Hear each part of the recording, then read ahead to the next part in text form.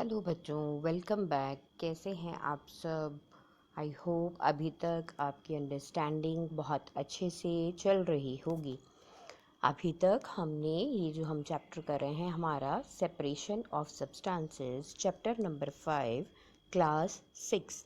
अभी तक हम लोग इसमें ये जान चुके हैं कि हम लोग कुछ चीज़ों के मिक्सचर में से जो उनको बनाने वाली चीज़ें हैं हम उनको किस तरह से अलग अलग करते हैं और उससे हमें क्या फ़ायदा मिलता है। तो अभी तक जो हम लोग कर रहे हैं वो है methods of separation.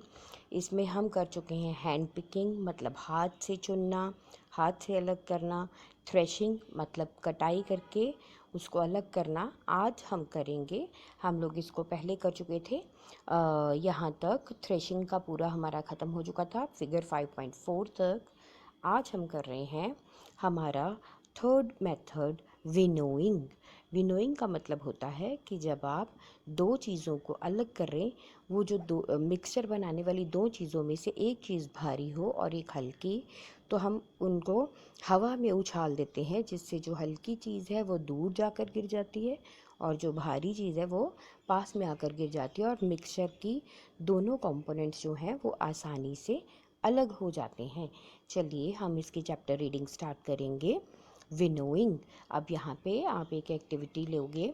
Make a mixture of a dry sand with sawdust और पाउडर्ड ड्राई लीव्स। अब आप एक ऐसा मिक्सचर बनाओगे जिसमें कि सूखी रेत है और उसके साथ बुरादा हो या फिर पाउडर किए हुए मसल के रखे हुए सूखे हुए पत्ते हों।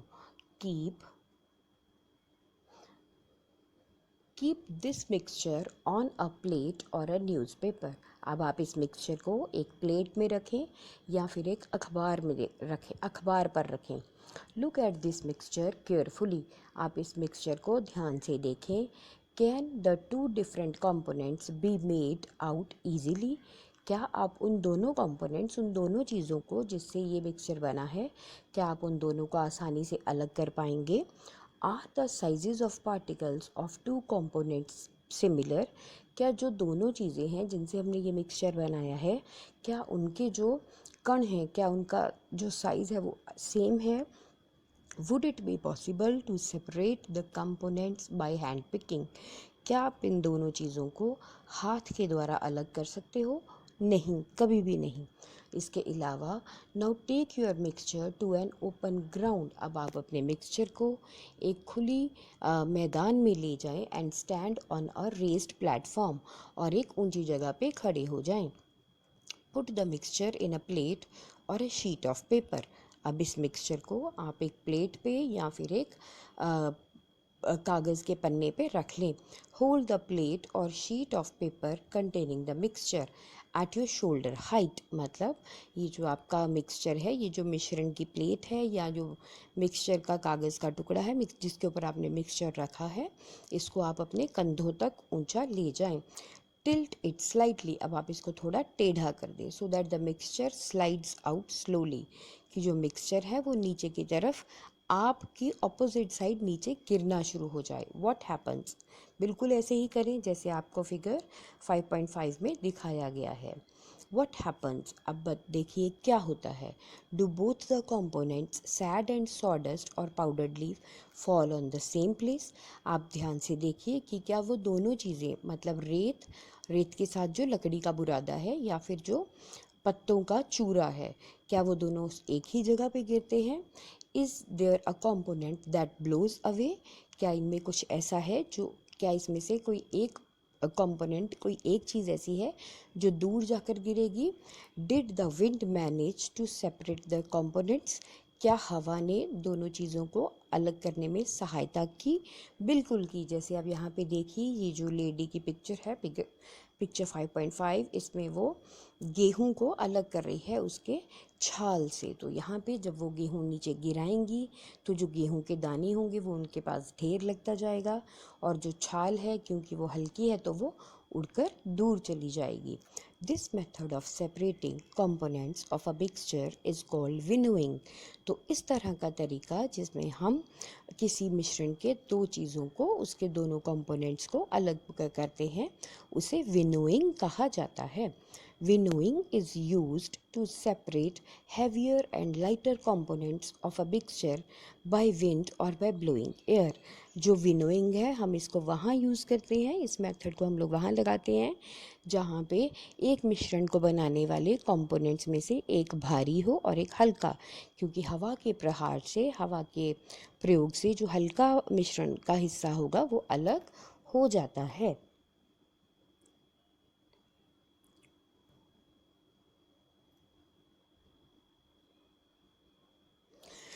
This method is commonly used by farmers to separate lighter husk particles from heavier seeds of grain.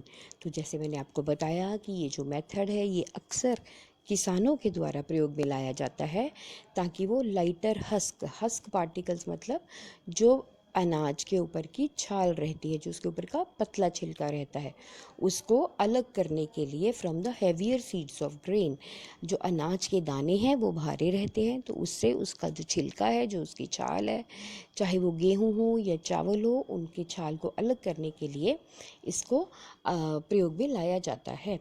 The husk particles are carried away by the wind. जो छाल के टुकड़े हैं उनको हवा उड़ा देती है।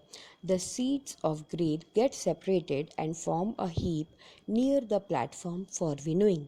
जो अनाज होता है क्योंकि वो भारी होता है, इसलिए वो जहाँ पे हम खड़े होके ये विनोइंग का प्रोसेस करते हैं तो हमारे पास अनाज का ढेर लग जाता है। The separated husk is used for many purpose such as fodder for cattles. ये जो हस्क, जो छाल इसकी वो अलग हो जाती है, उसको हम लोग बहुत सारी चीज़ों में प्रयोग में लाते हैं, जिसमें से एक प्रयोग है कि हम उसको, जो हमारे जानवर रहते हैं, जो हमारे पालतू जानवर रहते हैं, उनके खाने के तौर पे भी, उनको उनके फॉडर मतलब चारे के तौर पे भी प्रयोग में लाते हैं। अब इसके बाद हमारा अगला मेथड है सीविंग। सीविंग मतलब छानना। जैसे आप पिक्चर्स में देखो, पिक्चर 5.6 है, उसमें है सीविंग, या फिर आप यहाँ पिक्चर 5.7 देखो, इसमें भी है। तो सीविंग का मतलब होता है छानना। चलिए पढ़ते हैं। Sometimes we may wish to prepare dish with flour. कई बार हमारा दिल करता है कि हम कुछ आटे से बनाएं।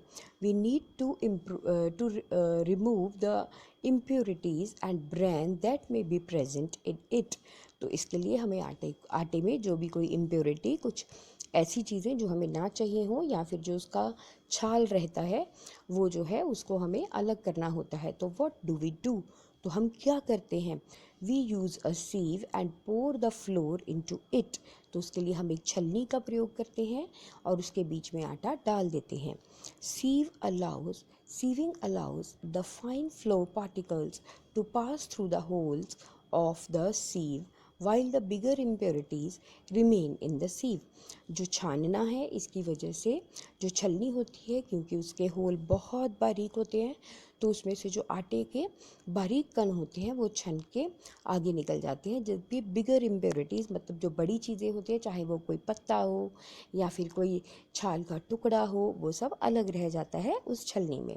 इन फ्लोर मील, जो हमारी आटे की मिलें होती हैं, impurities like husk and stones are removed from wheat before grinding it. जो हमारी आटे की बड़ी बड़ी मिलें होती हैं, वहाँ पे जो हमारा गेहूँ रहता है, उसमें से जो पत्थर होते हैं बड़े, और जो उसकी छाल रहती है गेहूँ की, उसको आटे को पीसने से पहले अलग किया जाता है। Usually a bag full of wheat is poured on a slanting सीव।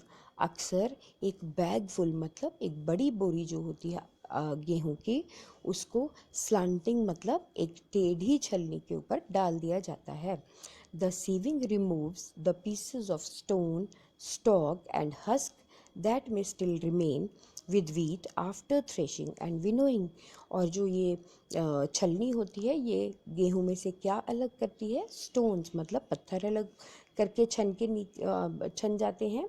Stock मतलब वो डंडियाँ, वो टहनियाँ जिनके ऊपर गेहूं लगा होता है, अगर उसके टुकड़े थ्रेशिंग या विनोइंग करते हुए उसमें रह जाए, वो भी अलग हो जाते हैं। एंड हस्क मतलब जो उसके ऊपर छाल, जो कवर लगा रहता है, वो भी इस गेहूं के ऊपर से अलग हो जाता है। You may have also noticed similar sieves being used at construction sites. आपने इसी तरह कुछ छलनियों को कंस्ट्रक्शन साइट मतलब जहाँ पे बिल्डिंग्स बनती हैं वहाँ पे भी देखा होगा। To separate pebbles and stones from sand, और हम इनको क्यों प्रयोग में लाते हैं, ताकि जो पत्थर है या जो छोटे छोटे कंकर हैं उनको वो रेत से अलग कर पाएँ, जैसा कि आपको आपके फिगर 5.7 में दिखाया गया है। यहाँ पे देखिए वो जो इंसान है वो रेत का टीला है वो पीछे लगा हुआ है और उसमें से वो रेत उठाकर यहाँ पे डाल रहा है। तो ये जो छलनी टेढ़ी पड़ी है इसके बीच में से जो रेत है वो छन के नीचे गिर जाएगी और जो मिट्टी और बाकी चीज़ें हैं वो छलनी के ऊपर नीचे आकर इकट्ठी हो रही हैं। अब हम यहाँ पे एक और एक्टिविटी करेंगे, वो है हमारी activity number 4। Bring a sieve and a small quantity of flour from home। अब आप अपने घर से एक छलनी लाए और थोड़ा सा आटा ले टू द क्लास, अपनी क्लास में लाएं। Sieve the flour to separate any impurities in it। अब इस आटे को अच्छे से छान लें। Now make a fine powder of chalk piece and mix it with the flour। अब आप जो आपका चौक का टुकड़ा है उसका भी एक अच्छा सा पाउडर बनाएं और इसको आटे में मिक्स कर दें। Can you separate the flour and the powdered chalk by sieving. क्या आप चॉक के टुकड़े को और जो आपका आटा है क्या आप इनको छान कर अलग कर पाएंगे। Sieving is used when the components of a mixture have different sizes. तो जो छलनी है, जो छानना है, सीविंग का प्रोसेस है, हम इसको वहीं यूज़ कर पाते हैं जहाँ हमारे जो मिश्रण के कंपोनेंट्स हैं वो डिफरेंट साइजेस मतलब अलग साइज़ के हों और अलग वेट के हों, यानी एक भारी हो और एक हल्का हो, या फिर साइज़ उनका अलग हो ताकि छलनी में जो बड़े साइज़ की चीज़ें हैं वो ऊपर रह जाएं और जो बारीक कण हैं वो छन के नीचे चले जाएं। अब इसके अलावा भी कुछ अलग मेथड्स हैं जिनसे हम ये जो हमारा मिक्सचर है उसमें से कंपोनेंट्स अलग करते हैं। इनमें से कुछ हैं जैसे सेडिमेंटेशन, डिकैंटेशन एंड फिल्ट्रेशन। चलिए हम इनको ध्यान से पढ़ेंगे। सबसे पहले देखिए, sometimes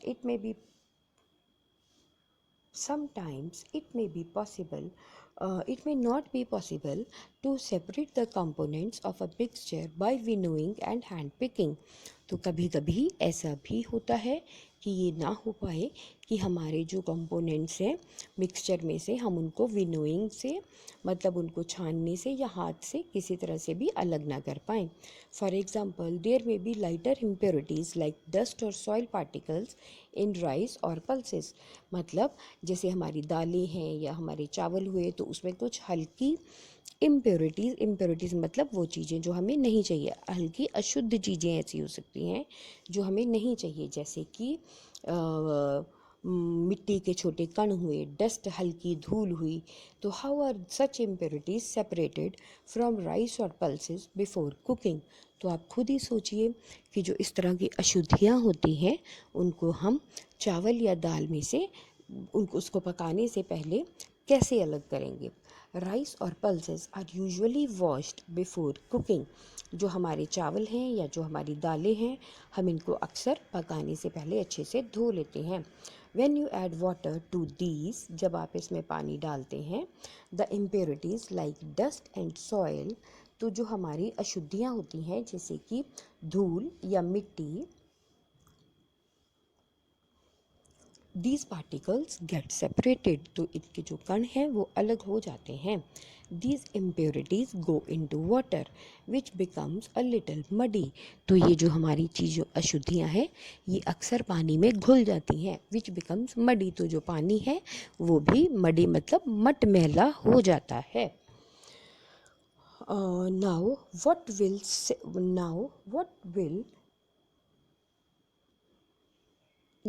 what will sink to the bottom of the vessel। अब जब आप ऐसे करते हैं तो आप खुद ही सोचिए कि जो आपका बर्तन है उसके तले पे क्या रह जाता है, राइस और डस्ट, चावल बचता है या धूल बचती है। वाई, अब वो ऐसा क्यों होता है। Have you seen that the vessel is tilted to pour out the dirty water? आपने कभी देखा है जो आपका बर्तन होता है उसको हम अक्सर टेढ़ा करते हैं ताकि गंदा पानी हम उसमें से गिरा दें. When the heavier component in the mixture settles after water is added to it the process is called sedimentation. मतलब जब भी हम किसी भारी वस्तु को जो हमारा मिक्सचर है उसमें से जब कोई एक वस्तु पानी डालने के बाद जो एक भारी वस्तु है वो उस बर्तन के तले पे बैठ जाए और जो हल्की वस्तु है वो पानी में घुलकर अलग हो जाए, तो इस तरह की प्रक्रिया को हम सेडिमेंटेशन का नाम देते हैं. When the water along with the dust is removed, the process is called decantation. और वो पानी जिसमें कि धूल मिली होती है हम उसको जब अलग कर देते हैं तो उस पानी के मिक्सचर को डिकेंटेशन कहा जाता है. जो भारी वस्तु नीचे बैठ जाती है उसे सेडिमेंटेशन कहा जाता है. Let us find few other mixture that can be separated through sedimentation and decantation. अब चलिए हम कुछ और ऐसे मिश्रण ढूंढते हैं जिनको कि हम सेडिमेंटेशन और डिकेंटेशन से अलग कर पाएंगे. The same principle is used for separating the mixture of two liquids that do not mix with each other. अब इसी तरह का जो तरीका है या यही जो सिद्धांत है हम अप्लाई करते हैं ऐसे मिश्रण को अलग करने के लिए, ऐसे दो लिक्विड्स को अलग करने के लिए या ऐसे दो तरल पदार्थों को अलग करने के लिए जो कि आपस में एक दूसरे से नहीं मिलते. For example oil and water from their mixture can be separated by this process. मतलब अगर हमारे पास एक मिश्रण हो जिसमें पानी और तेल हो तो हम उनको भी इसी प्रक्रिया से अलग कर पाएंगे. If a mixture of such liquids is allowed to stand for some time, they form two separate layers. अगर हम इस तरह के मिश्रण को थोड़े समय के लिए छोड़ दें, थोड़े समय के लिए बिना हिलाए छोड़ दें, तो वो दो अलग सतहों में फैल जाते हैं. The component that form the top layer can be separated by decantation. तो वो चीज़ें जो उसकी टॉप लेयर जो ऊपर वाली सतह बनाएंगी उसको हम डिकेंटेशन से अलग कर पाएंगे. Let us again consider a mixture of a solid and a liquid. अब दोबारा से हम लोग एक अलग मिक्सचर लेते हैं. किस चीज़ का मिक्सचर लेंगे? एक मिश्रण लेंगे जिसमें एक सॉलिड मतलब एक ठोस पदार्थ हो एंड अ लिक्विड और एक तरल पदार्थ हो. आफ्टर प्रिपेयरिंग टी, जब भी आप चाय बनाते हैं, what do you do to remove the tea leaves? तो आप जो चाय की पत्तियां हैं उनको अलग करने के लिए क्या करते हैं? Try decantation. तो आप डिकेंटेशन कीजिए, छलनी उसको अलग कीजिए. It helps a little. उससे हमें थोड़ी सहायता मिलेगी. मतलब डिकेंटेशन मीन्स कि जो ऊपर का मिक्सचर है, मतलब आप जो आपने चाय बना ली उसको रखिए, चाय पत्ती नीचे बैठ जाएगी, आप ऊपर से चाय को छान ले. That is what decantation is. मतलब भारी पदार्थ नीचे बैठ जाएगा. But it helps a little. लेकिन यहाँ इससे आपको बहुत थोड़ी सहायता मिलेगी. But do you still get a few tea leaves in your tea. और उसमें आपको फिर भी पत्ती के जो हल्के दाने होंगे वो आपको अपनी चाय में मिलेगी. Now pour the tea through the strainer. अब जो आपकी चाय है आप उसको छलनी में से निकालें.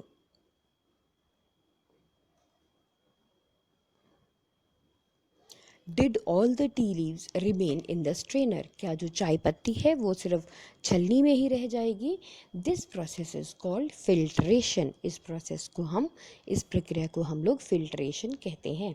Which method of separating tea leaves from prepared T is better, decantation और फिल्ट्रेशन? अब आप खुद ही सोच कर बताइए कि चाय की पत्ती को चाय से अलग करने का कौन सा तरीका बेहतर है? डिकेंटेशन मतलब जिसमें हमारी चाय को हमने छोड़ दिया, पत्ती नीचे बैठ गई और ऊपर से हमने चाय को पलट लिया, वो तरीका, या फिर फिल्ट्रेशन या फिर ये छन्ने वाला तरीका जिसमें जब हमने छाना तो जो हमारी इम्प्योरिटी थी वो ऊपर रह गई और चाय बीच में से छन कर नीचे चली गई. Let us now consider the example of water that we use. अब हम थोड़ी सी एक एग्जाम्पल लेते हैं जिसमें हम पानी लेंगे जिसको कि हम हमारी जो डेली लाइफ है उसमें यूज़ करते हैं. Do all of us at all times get safe water to drink? क्या हमेशा जब हम पानी पीते हैं तो क्या हमेशा हमें एक सुरक्षित, एक साफ़ सुथरा पानी मिलता है? Sometimes the water supplied through taps may be muddy. कभी कभी जो पानी हमारी घर में टैप्स के द्वारा या टूटियों में आता है वो मटमैला, मडी मतलब मटमैला हो सकता है। The water collected from ponds और रिवर पे ऑल्सो भी मडी। अगर हम कहीं नदियों में से या तालाब में से पानी इकट्ठा करेंगे तो वो भी मटमैला हो सकता है, स्पेशली आफ्टर रेन्स, खास तौर पे बारिशों के बाद। Let us see if we can use some method of separation to remove the insoluble impurities like soil from water. अब हम चलिए आइए हम देखते हैं कि क्या कोई ऐसा मेथड है सेपरेशन का, कंपोनेंट्स का, जिसमें कि हम जो पानी है उसमें से इनसॉल्यूबल इम्प्योरिटीज़, उसमें घुलने वाली घुलनशील जो इम्प्योरिटीज़ हैं, जो अशुद्धियाँ हैं, उनको हम किसी तरह से अलग कर पाएँ। अब यहाँ पे हमारे पास है activity 5, collect some muddy water from a pond. अब आप एक थोड़ा सा मटमैला पानी किसी तालाब या फिर किसी नदी से कलेक्ट करें, उसको इकट्ठा करें। If it is not available, mix some soil to water in a glass. अगर आप ऐसा ना कर पाएँ तो एक ग्लास में भी आप थोड़ी मिट्टी को पानी में जमा कर सकते हैं। Let it stand for half an hour. अब इसको आप आधे घंटे तक इसी तरह से पड़ा रहने दें। Observe the water carefully and not your observation. अब आप पानी को ध्यान से ऑब्ज़र्व करें, ध्यान से उसको देखें और अपनी ऑब्जर्वेशन नोट करें। Do some soil settle at the bottom of the water. क्या कुछ जो मिट्टी है वो पानी के ग्लास के तले पे बैठ गई है? वाई, ऐसा क्यों होता है? Why will you call, what will you call this process? अब आप इस प्रोसेस को, इस प्रक्रिया को क्या कहेंगे? Now slightly till the glass without disturbing the water. अब आप पानी को ज़्यादा ना हिलाएं, पानी को ज़्यादा डिस्टर्ब ना किए, पानी को ज़्यादा ग्लास को ज़्यादा हिलाए बिना उसको थोड़ा सा टेढ़ा कर दें। Let the water from the top flow into the other glass. जो पानी है उसमें से जो ऊपरी पानी का, जो ऊपर का पानी है, जो जिसमें मिट्टी नीचे बैठ चुकी है, तो जो ऊपर का पानी है उसको आप अलग से किसी एक ग्लास में दूसरे ग्लास में डाल लें। What will you call this process? आप इस प्रक्रिया को क्या कहेंगे?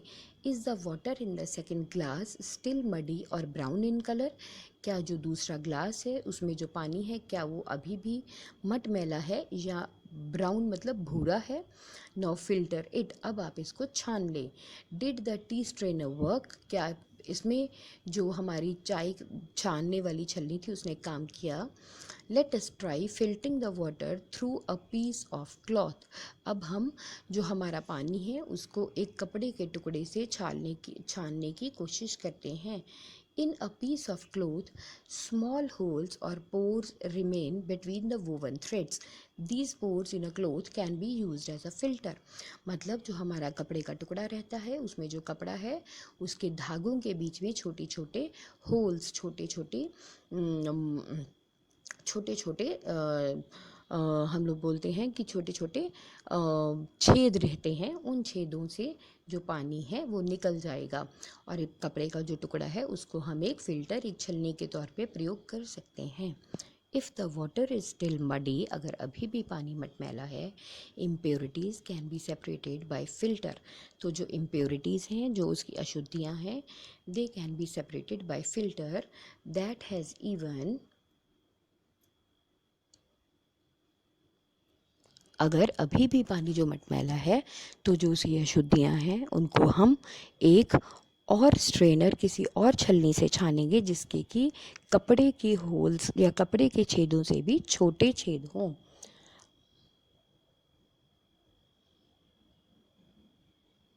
A filter paper is one such filter that has very fine pores in it. इसी तरह से जो एक और हमारा छानने की छलनी है वो है फ़िल्टर पेपर। फ़िल्टर पेपर एक ऐसा पेपर है जिसमें कि बहुत छोटे कपड़े के छेदों से भी छोटे छेद होते हैं। Figure 5.9 shows the steps involve in using a filter paper. जैसे कि आप जो आपका यहाँ पे 5.9 फिगर है, जो 5.9 वाली फ़ोटो है उसमें आपको फ़िल्टर पेपर का प्रयोग दिखाया गया है। मतलब इसमें उन्होंने एक सर्कुलर फॉर्म में फ़िल्टर पेपर को काटा है, ध्यान से देखिए, फिर उसको फोल्ड किया 2 में और फिर उसको उन्होंने कोन में बदल लिया और फिर उस कोन के बीच में से पानी को निकाला है फ़िल्टर फिगर पॉइंट 10 में। अब आप ध्यान से देखिए, a filter paper folded in the form of a cone is fixed into a funnel। अब यहाँ पे उन्होंने जो फिल्टर पेपर है उसको कोन बनाई है। कोन किस तरह से बनाई है आपको 5.9 में दिखाया गया है। अब इस कोन को उन्होंने एक जगह पे एक स्टैंड में फिक्स कर दिया है, एक कीप के बीच में उस कोन को लगा दिया है और उसके बीच में से पानी को डाला है। The mixture is then poured on the filter paper. अब जो पानी है उसको इसके बीच में, इस फिल्टर पेपर के ऊपर डाला गया है। आप फिगर 5.10 देखिए, ध्यान से देखिए, यहाँ पे उन्होंने कीप लगाई है, कीप के ऊपर फिल्टर पेपर को फिक्स किया है और उसके बीच में से पानी को निकाल रहे हैं। Solid particles in the mixture do not pass through it and remain on the filter। अब यहाँ पे ये जो आपका पेपर है, फिल्टर पेपर है, जो भी और पतले मिट्टी के जो कण हैं, जो और पतले जो कपड़े के बीच में से भी छन कर निकल गई चीज़ें, वो फ़िल्टर पेपर में, क्योंकि उसके कण बहुत छोटे हैं, तो उसके ऊपर में वो जो इम्प्योरिटीज़ हैं, वो जो अशुद्धियाँ हैं, फ़िल्टर पेपर के ऊपर में आ जाएंगी।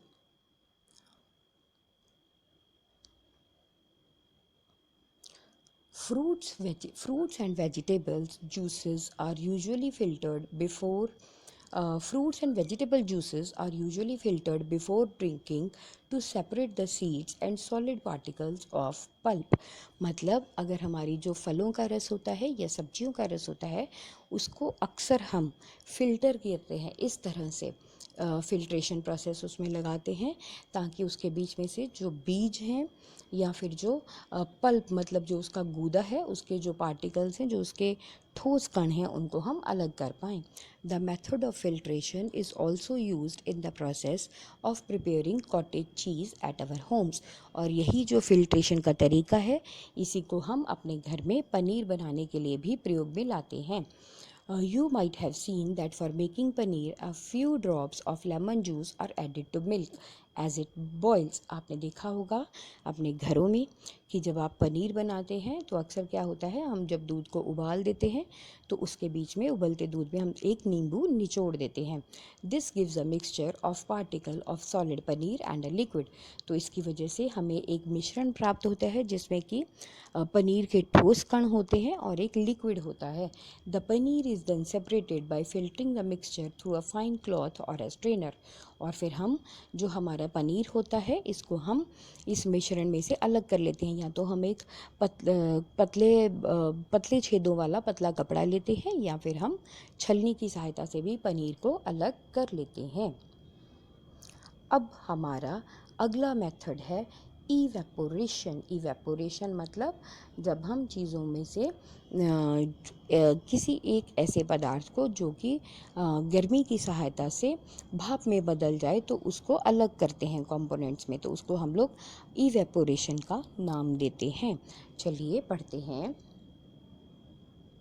हमारे पास यहाँ है activity 6, heat the beaker containing some water. अब आप एक बर्तन लें, उसमें कुछ पानी डालें और उसे आप गर्म करें। Allow the water to boil. अब आप पानी को उबलने दें। इफ़ यू कंटिन्यू हीटिंग, अगर आप लगातार उसको गर्म करते रहेंगे, would the water turn into steam. क्या जो पानी है वो स्टीम में बदल जाएगा, वो भाप में बदल जाएगा। एंड डिसअपियर कम्प्लीटली, और इसके बाद वो पूरी तरह से दिखना बंद हो जाएगा। Now add 2 spoons of salt to water in another beaker and stir it well. अब आप ऐसा करें कि पानी के बीच में नमक डालें एक दूसरे बर्तन में एंड स्टर इट वेल, और उसको अच्छे से घोलें।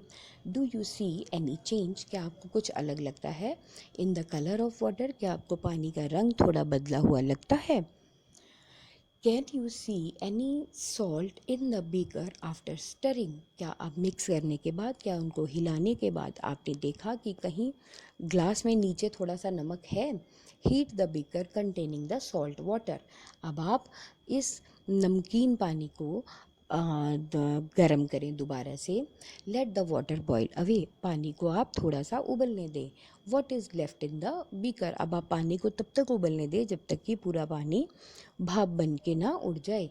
What is left in beaker, अब आप देखेंगे नीचे क्या बचा है, तो नीचे बचे होंगे नमक के कण। In this activity, we used the process of evaporation to separate the mixture of water and salt. तो इस प्रक्रिया में हमने evaporation नाम के मेथड की सहायता से या evaporation नाम की प्रक्रिया की सहायता से पानी और नमक को अलग कर दिया है। The process of conversion of water into its vapour is called evaporation, मतलब जब पानी को हम लोग भाप में बदल देते हैं तो इस प्रक्रिया को वाष्पीकरण, हिंदी में वाष्पीकरण या फिर इंग्लिश में इवेपोरेशन का नाम दिया जाता है। The process of evaporation takes place continuously wherever water is present, तो ये जो वाष्पीकरण की प्रक्रिया है ये वहाँ पे लगातार होती रहती है जहाँ कहीं भी पानी है। जैसे जो हमारे जो चक्रवात आते हैं वो सब भी जो हमारे समुद्र रहते हैं उनमें जो पानी है खूब सारा वो लगातार वाष्पीकृत या इवेपोरेट होता रहता है, और इवेपोरेशन होने के बाद वो पानी जब वो जो भाप के कण हैं हवा से जब ठंडी जगह पे पहुँचते हैं तो बादलों का रूप लेते हैं और हमारे यहाँ बारिश हो जाती है। The process of evaporation takes place continuously where the water is present. Now, where do you think salt comes from? अब आप क्या सोचते हैं कि नमक कहाँ से आता है? Sea water contains many salts mixed in it. जो हमारा समुद्र का पानी है उसमें कई तरह के नमक मिले रहते हैं। One of these salts is common salt. तो इनमें से एक नमक है जिसे हम आम तौर पे कॉमन सॉल्ट, मतलब हमारा जो दिन में हमारे खाने में प्रयोग लाने वाला नमक है वो है। When the sea water is allowed to stand in shallow pits, water gets heated by sunlight and slowly turns into water vapour through evaporation, मतलब जब भी हम जो हमारा समुद्र का पानी है उसको हम खाली खड्डों में भर देते हैं। शैलो पिट्स मतलब खाली थोड़े से कम गहरे खड्डों में भर देते हैं और उसको सूखने के लिए छोड़ देते हैं, तो जो पानी है वो सूरज की गर्मी की वजह से वाष्पीकृत होकर उड़ जाता है। In the few days the water evaporates completely, अब कुछ दिनों में जो पानी है वो पूरी तरह से वाष्पीकृत हो जाता है। Leaving behind the solid salts, और पीछे क्या बच जाता है, पीछे केवल नमक के जो ठोस कण हैं वही बचते हैं। Common salt is then obtained from this mixture salts by further purification, तो जो हमारा आम नमक है जो हम प्रयोग में लाते हैं, जो ये बचा हुआ नमक होता है इसको आगे प्योरीफाई करके या इसकी सफाई करके हम आगे आम नमक को अपने प्रयोग में लाने के लिए बना लेते हैं। तो आज इस लेक्चर में अभी इतना ही। चैप्टर थोड़ा लंबा है तो इसे ध्यान से पढ़ें, समझ के पढ़ें, बाकी नेक्स्ट वीडियो में डालूँगी। आई होप अभी तक आपको समझ आ रहा होगा अच्छे से। अगर कहीं कोई डाउट है तो मेरी आपसे रिक्वेस्ट है कि कमेंट सेक्शन में पूछ सकते हैं। आई होप अभी तक आपने मेरे चैनल को लाइक और सब्सक्राइब कर दिया होगा, अगर नहीं किया तो प्लीज़ ज़रूर करें। Keep studying, keep growing. Thank you.